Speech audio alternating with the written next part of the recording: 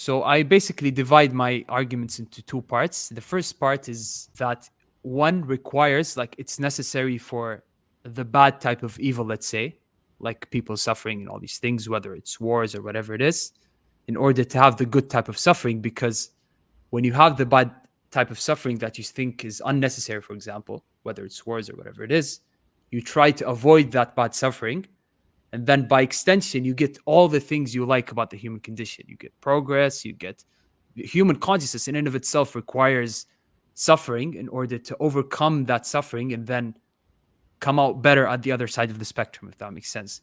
So I think the things that we perceive as unnecessary or the bad type of evil is actually required for us to have consciousness in and of itself, and all the things we appreciate about the human condition or the human approach, let's say. So that's the first layer of my argument. The second layer is that I think in order to have free will, which we might disagree on, I guess, but I believe in the idea of free will and that we have free will perception. In order to have free will, it has to be the case that there is evil, because free will is choosing all the different logical outcomes from a set of, let's say, actions or outcomes.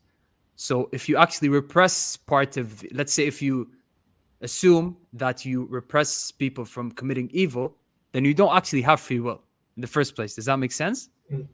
So if you actually remove part of the combinatoric, let's say, probability of outcomes, then you don't have free will anymore.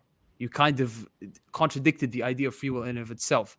So it seems to me like in order for humans to have some kind of free will or free agency, it has to be the case that there is people who commit evil, let's say.